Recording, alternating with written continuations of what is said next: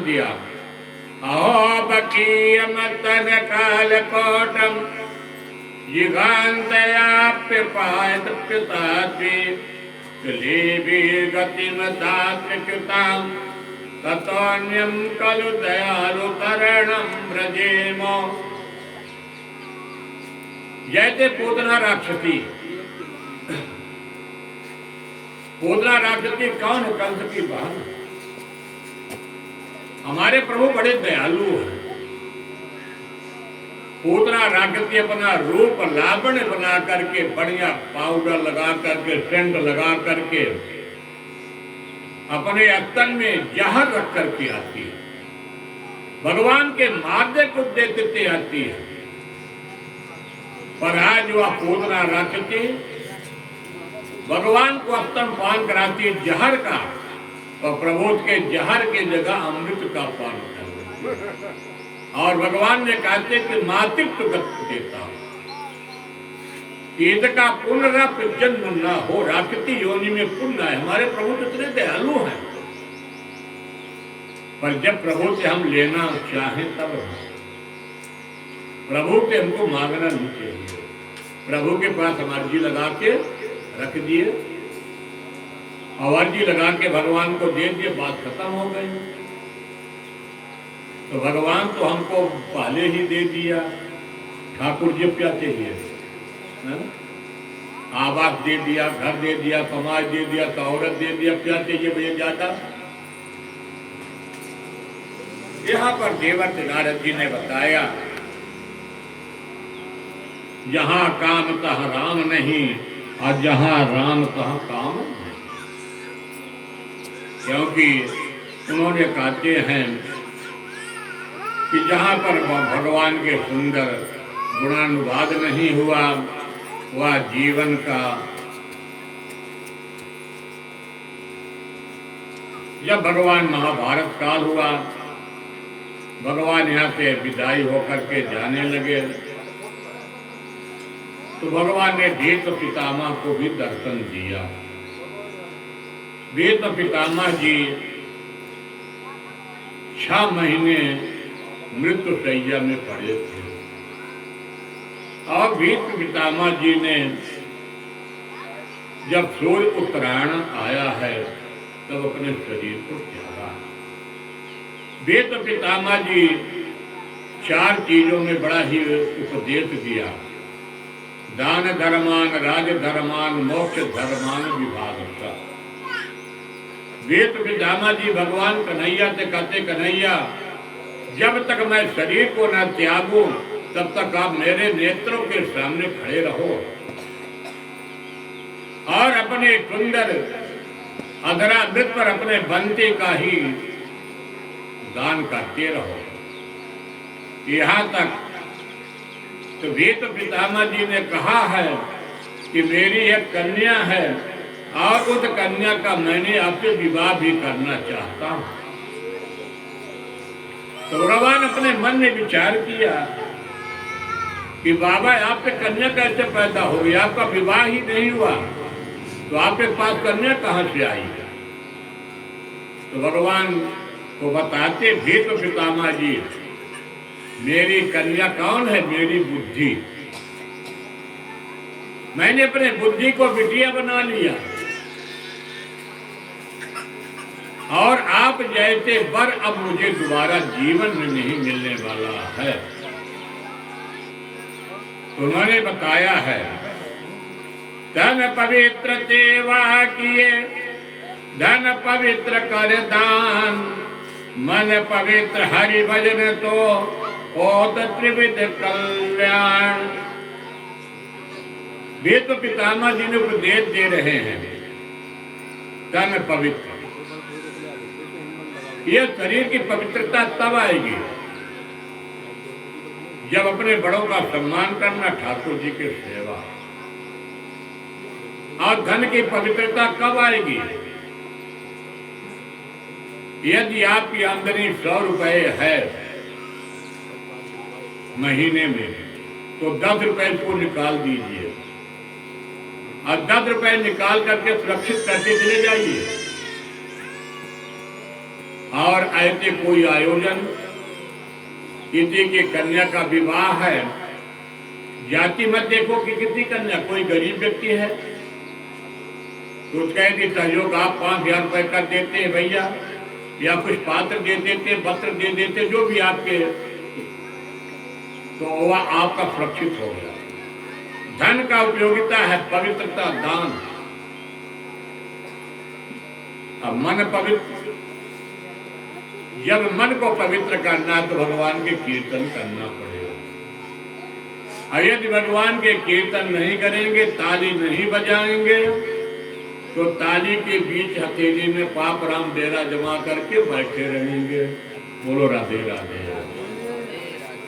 तन पवित्र सेवा किए मन पवित्र कर दान, मन पवित्र हरि भजो हो त्रिविध कल्याण।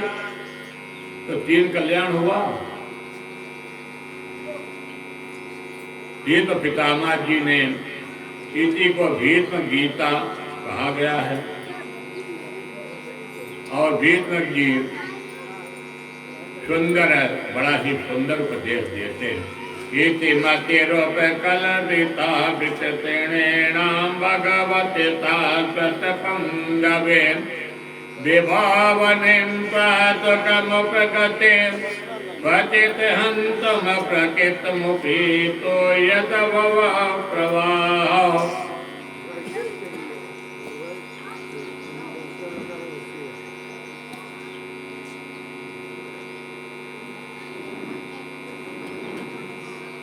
निगम पहाय मति प्रतिज्ञा वृत मादे कर तुर प्लुतोरता धृत रथ चारणो व्यावचल गतिर्हंत में मति में गतोत्तरीया। ये तो पितामह जी ने स्वयं बताया। देखिए हर में दो, यहाँ भीष्म जी बता रहे हैं दोष है। जल में दोष, अन्न में दोष, वस्त्र में दोष। ऐसा कोई चीज नहीं है कि किसी में दोष ना हो। तो दोष तो आप कैसे दूर करेंगे? यहाँ पर भीष्म पितामह का रहे कि मेरी बुद्धि कब बिगड़ गई।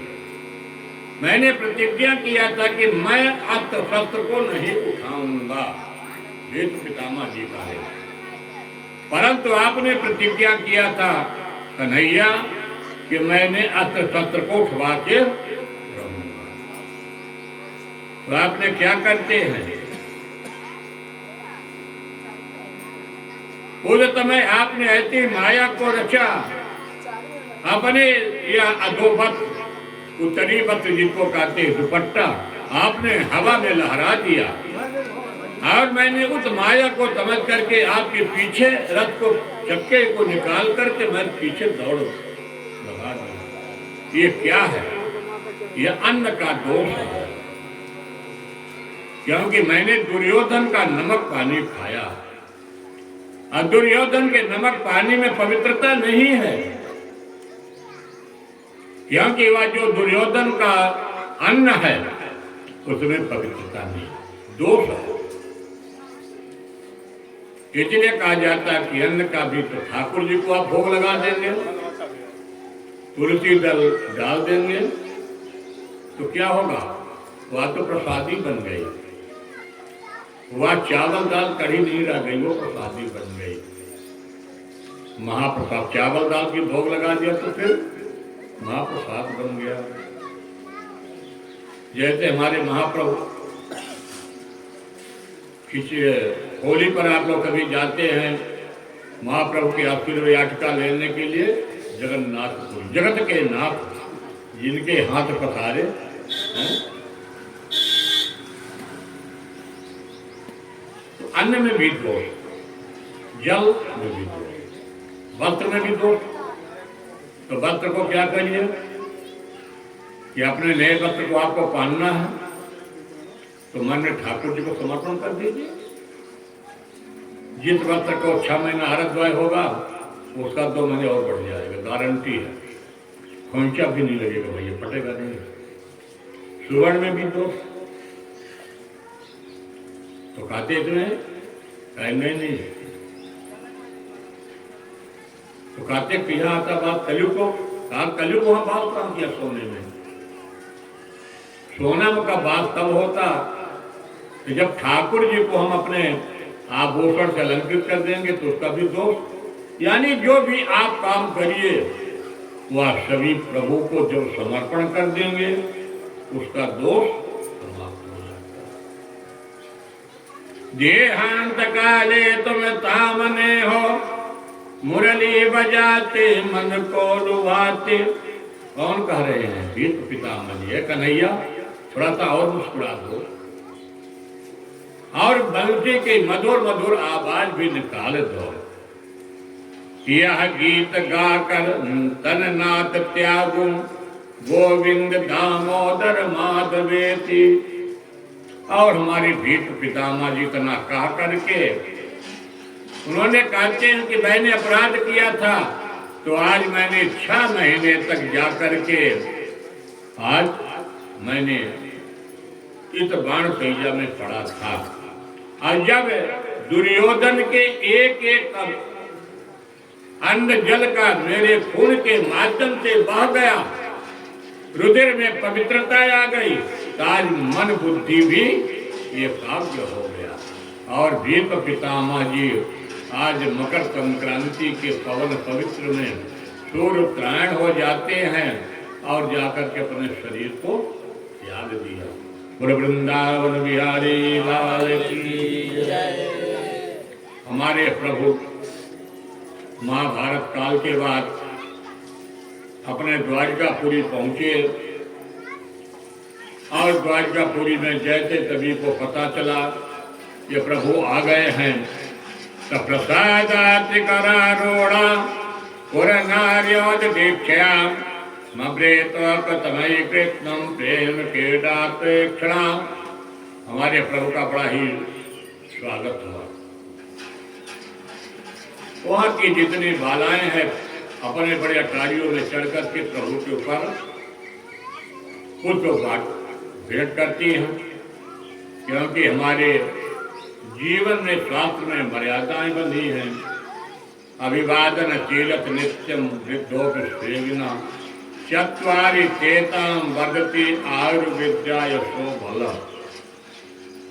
अपने माता पिता के चरणों को प्रणाम करना, अपने बड़ों को सम्मान देना, यही तो मेरे जीवन का। प्रभु ने जाकर के अपने माता पिता को प्रणाम किया। प्रणाम करने के बाद भगवान अपने महल में त्याग किया। सुखदेव जी कहते हैं, सूत महाराज जी कहते हैं, इसी बीच की कथा को रोक करके सुना, पीछे की तरफ लौट के कहते जिस समय प्रभु अपने द्वारिकाधीश जाने वाले थे, आज कुंती मैया ने भी भगवान को बहुत ही सुंदर स्तुति करती हैं। अब कुंती मैया ने क्या मांगती? विपत्ति। भगवान से स्तुति करके स्तुति मांगते, कहते कि कन्हैया आज मेरे आप भतीजे नहीं हो।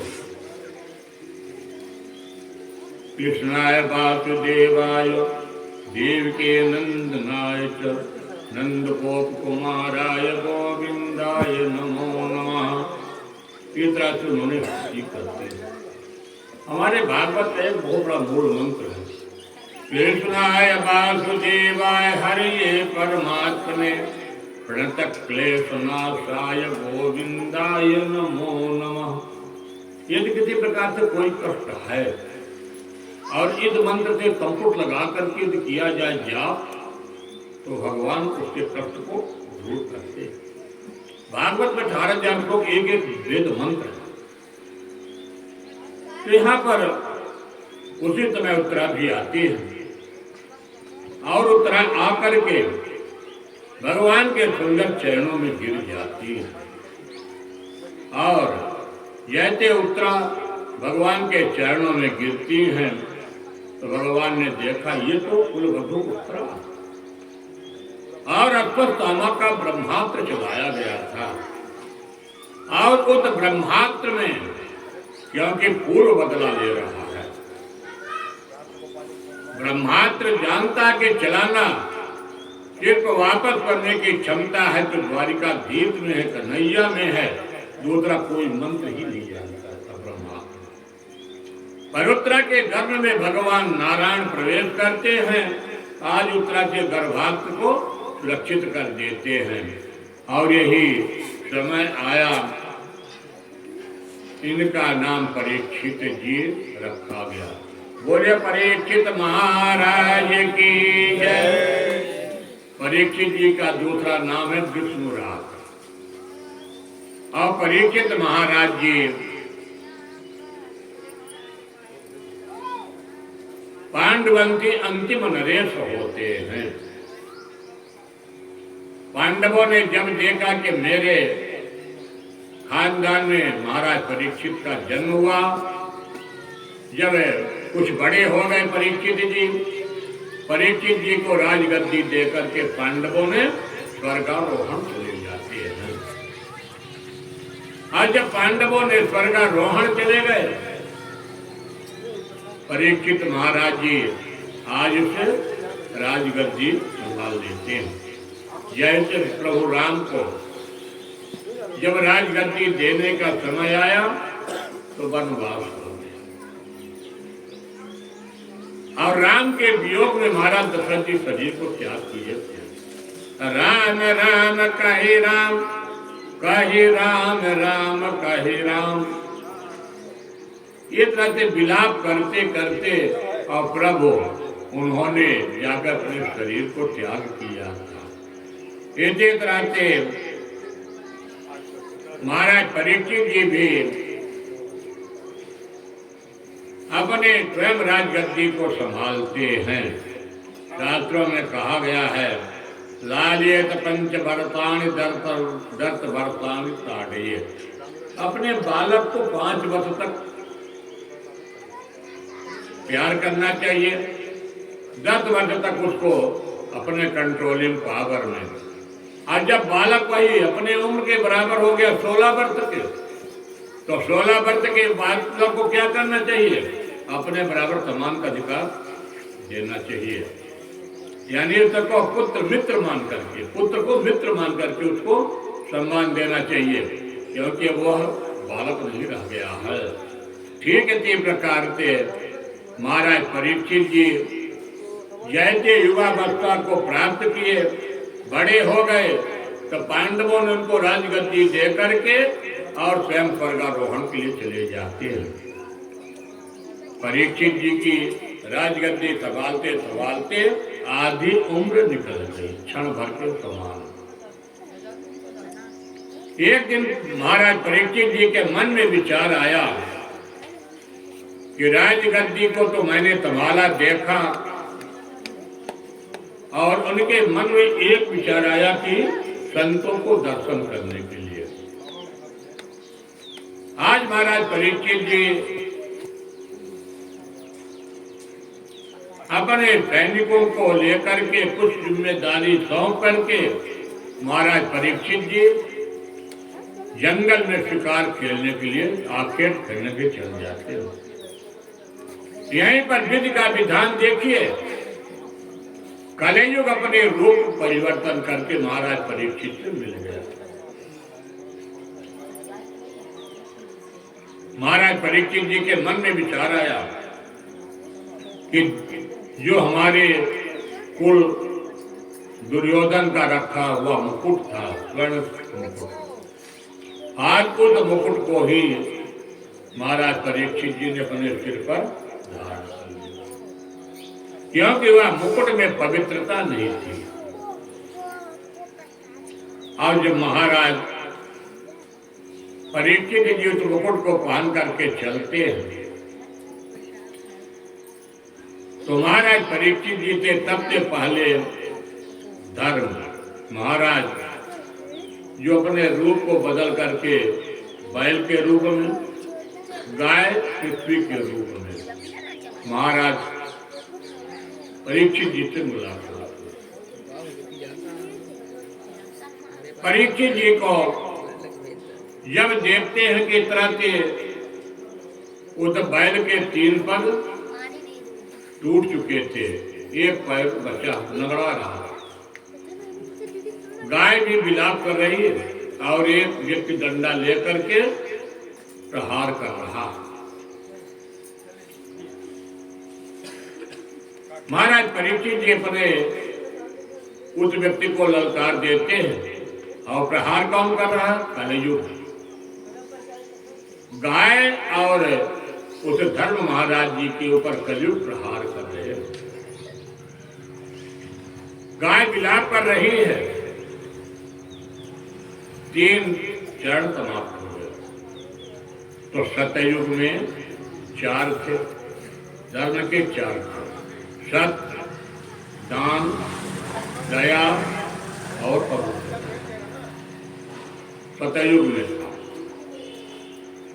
तो सतयुग में बड़ी शांति मिलती थी। सतयुग समाप्त हो गया, फिर आया आपका त्रेता युग। तो त्रेता युग में 3 बचे, 1 धर्म समाप्त हो गया। त्रेता युग में 3 धर्म बचे, 1 समाप्त हो गया। फिर द्वापर में आया, और जब द्वापर में आया तो द्वापर में भी वही गति हुई, वो भी समाप्त हो गया। अब द्वापर में आते आते कलयुग आया। कलयुग में बचा 1, कलयुग में 3 बचा। महाराज परीक्षित जी ललकार देते, तुम कौन हो? मेरे राज्य में निकल जाओ। कर्म प्रधान वित्वरति राखा, जो जति करहि तो तत्फल चाखा। तो कोई न काहु दुख दुख कर दाता, निज कृत कर्म भोग सब भ्राता। और जब महाराज परीक्षित जी अपने तलवार को निकाल करके तो कलयुग कांपते हुए महाराज परीक्षित जी के शरणागति हो गया। कहा, महाराज जी मेरी भी प्रार्थना स्वीकार कर लीजिए, मैं कौन हूँ? कलयुग हूँ। आपका इतना बड़ा साम्राज्य है, तो साम्राज्य में एक जगह मेरे लिए भी स्थान दे दीजिए। और थोड़ा सा जगह मेरे लिए भी दे दीजिए, उसमें कोई दिक्कत नहीं है। कलयुग जब महाराज परीक्षित के अन्य विनय करने लगा तो महाराज परीक्षित जी कलयुग को 3 स्थान पहले दिए। ज्योतम पानम क्रिया सोनो यत्रा धर्म चतुर्विधम। पहला कलयुग का स्थान महाराज परीक्षित कहाँ दिए? जहाँ जुआ खेलने वाले व्यक्ति किसी का नहीं होता। घर में कलह कपट, क्योंकि जुआ दाऊ भी अपने फायदे से हार गए शुरू में से, क्योंकि जुआ होता है कपटी। दूसरा देते स्थान सुरापान। जो सुरापान कर लेता है उसकी तो आप लोग हाल जानते हैं, देखते हैं। तीसरा घर और भी नष्ट होता, पर स्त्री गमन, समाज घर समाज सब कुछ नष्ट हो जाता। कलयुग कहता, महाराज ये तो ठीक आपने दिया, ये बहुत अच्छा स्थान नहीं है। कहते महाराज परीक्षित, अच्छा एक आप भी मांग लो। जब महाराज परीक्षित जी 4था स्थान देते हैं, अर्पिन कांचनम,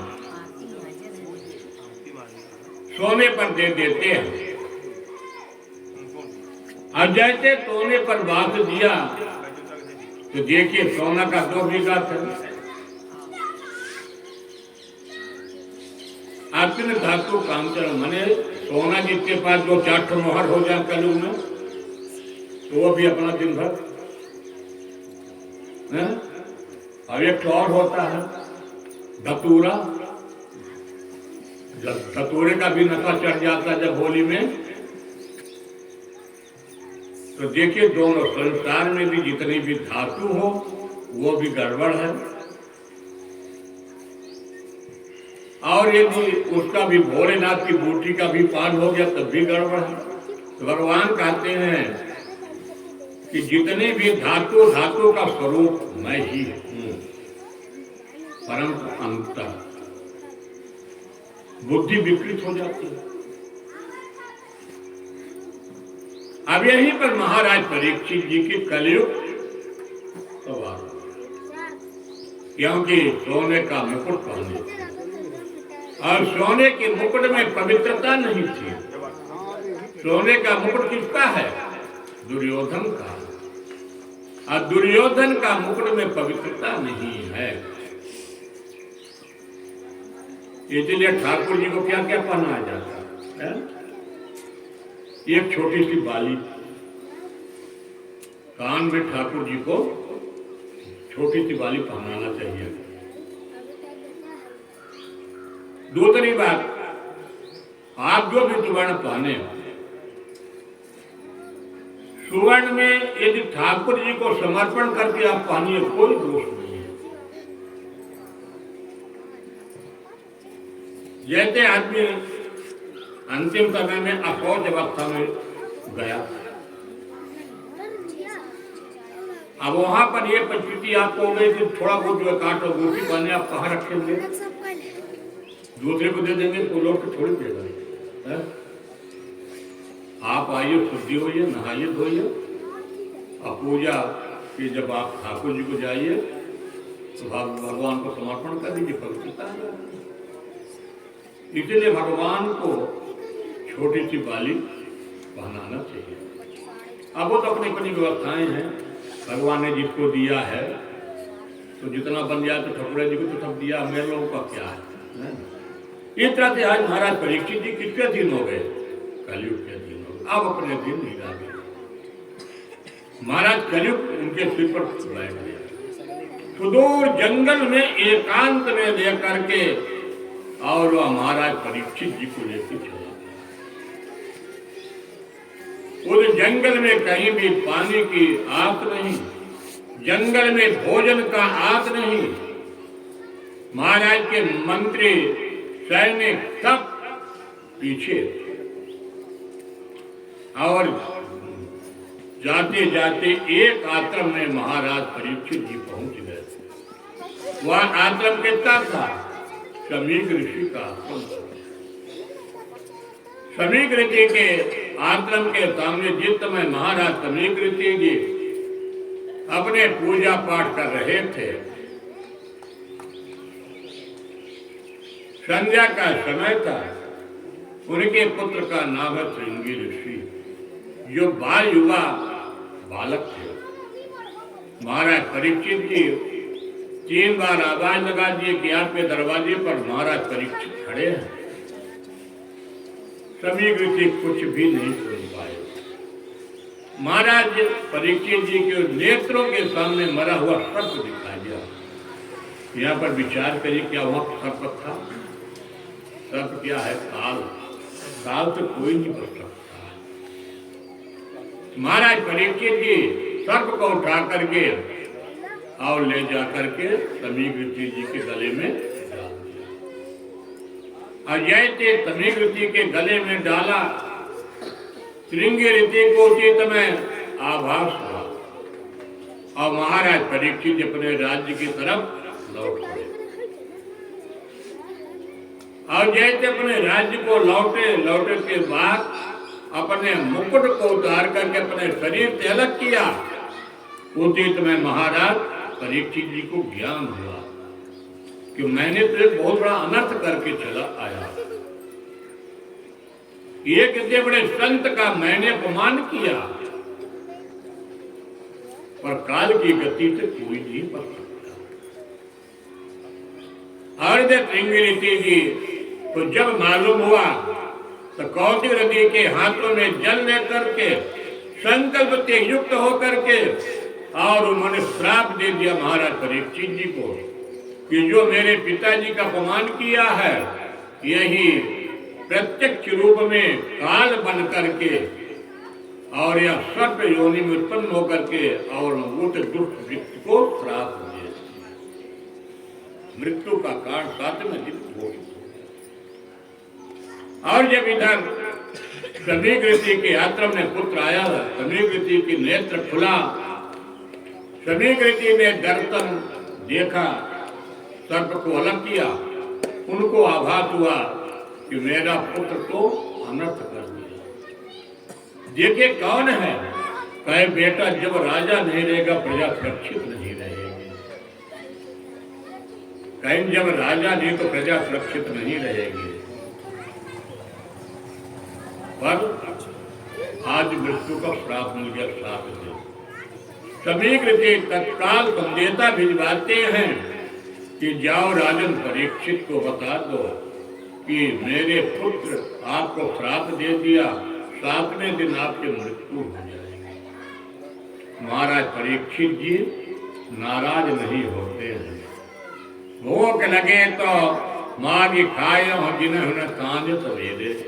जब बालक भूख लगती है तो न गोधूली बेला देखता है, न दोपहर देखता, न मध्य रात्रि देखता है। होते समय महाराज परीक्षित जी तत्काल जाकर के अपने राजनीतिक वेद को त्याग करके और जाकर के गंगा जी के किनारे बैठ जाते हैं। जब परीक्षित जी की सभा में पता चलता है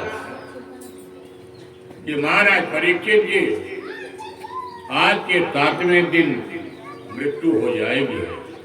ब्रह्मा के पुत्र वशिष्ठ जी, वशिष्ठ जी के पुत्र शक्ति, शक्ति के पुत्र पाराशर और पाराशर के पुत्र वेद व्यास, ये भी वहां पर बैठे।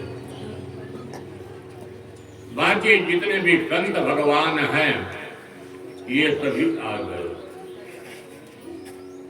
वशिष्ठ जी मुनि सुखदेव जी के पर बाबा है।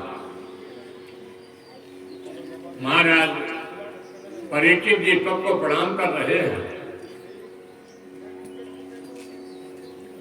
यहाँ पर बार बार प्रश्न होता कि मैं उन भगवान की 7 दिन कथा सुनकर अपने शरीर को त्यागना चाहता हूँ जिन्होंने मेरे मातृत्व गर्भ की रक्षा किया। यहाँ पर सूत जी अंतिम में शौनक जी को बताते हैं ये कोई नहीं निर्णय कर पाया कि 7 दिन में ऐसी कौन सी कथा सुना दूं। उस कथा को श्रवण करते करते अब महाराज परीक्षित जी अपने शरीर को त्यागना चाहते हैं। जबकि वहां पर वशिष्ठ जी भी हैं, पाराशर जी भी हैं, वेद व्यास जी भी हैं, कर्ण ऋषि भी हैं, दुर्वासा जी हैं, भृगु जी हैं, अंगिरा जी हैं, वामदेव जी हैं, कश्यप जी हैं, अत्रि जी। ये कोई निर्णय नहीं कर पा रहे कि 7 दिन में उन कौन सा चरित्र भगवान का सुना दो। परम आज वह लाडले कौन? महामुनि सुखदेव जी अकस्मात बाला वर्ष के माँ के गर्भ से बाहर गए। आप 16 वर्ष के महामुनि सुखदेव जी अकस्मात एकाएक प्रकट हो गए। बोलिए सुखदेव भगवान की। सुखदेव जी आ गए। व्यास को भागवत पढ़ने वाले मानो महाराज परीक्षित जी की 7 दिन की कथा हो गई। सुखदेव जी तत्काल जाकर के साष्टांग चरणों में गिर गए और गिर करके तत्र भवत भगवान प्यात पुत्र यदि चया गामट मानो न पेक्षा अलंग लिंगान जलाम अवधूत बेता। यदि तुमको स्वर्ण सिंहासन पर बैठाया गया यानी सभी लोग जय जयकार बोलने लगे, अपने अपने आसन से खड़े हो गए। वेद व्यास सहित 16 वर्ष की आयु में सुखदेव जी आ गए। अब मानो या श्रीमद् भागवत महापुराण की कथा महाराज परीक्षित जी को हो गई। सुखदेव जी एक जगह कितने तक रुकते हैं? अधिकतम 6 मिनट। गोधूली में जितने भी गाय आप लगाते हैं, गाय लगाने समय तक सुखदेव जी एक स्थान में टिकते हैं। अयदि उनकी समाधि लग जाएगी तो मानो अधूरा रह जाएगा। तो महाराज परीक्षित जी एक साथ कई प्रश्न जाकर के और सुखदेव जी से प्रश्न किए। ये तमाम अर्पण कौनताम तज्जातुर्जंत क्रियाम किम पुण्य दर्शन पाद कौचन चा देवी। सुखदेव जी का पूजन किया। आप पूजन करके कई प्रश्न उत्तर दे देते हैं। कहते प्रभु बता दीजिए, क्योंकि उनको मालूम था यदि समय ज्यादा लगा देंगे अतः पृक्षा में तनते योगेन परमं वरम पुरतच्चेत सर्वं प्रेमाणं च सर्वतः। तो परीक्षित जी क्या प्रश्न करते हैं? जल्दी मरने वाले की क्या मुक्ति का उपाय, ये प्रभु बता दीजिए। और जल्दी मरने वाले को क्या किया जाए? महामृत्युदेव जी कहते परीक्षित बैल बस, यानी मैं आ गया हूँ और अब श्रीमद् भागवत की कथा यहाँ से प्रारंभ होती है। सुखदेव जी महाराज परीक्षित जी को अब सूत और टोनक संवाद समाप्त हुआ। अब यहाँ से द्वितीय स्कंध में हम प्रवेश कर रहे हैं। महाराज परीक्षित जी का भागवत की कथा ज्ञान देने के लिए सुखदेव जी आज आपके आसन पर विराजमान हो गए हैं। जब विराजमान कब हो गए हैं, पर आज सुखदेव जी का आगमन हो चुका है। अब कल से बढ़िया कथा चलेगी, भी समय पर्याप्त है। अब भगवान का भोग लगेगा। आचार्य जी के निर्देश अनुसार बोलो वृंदावन बिहारी लाल की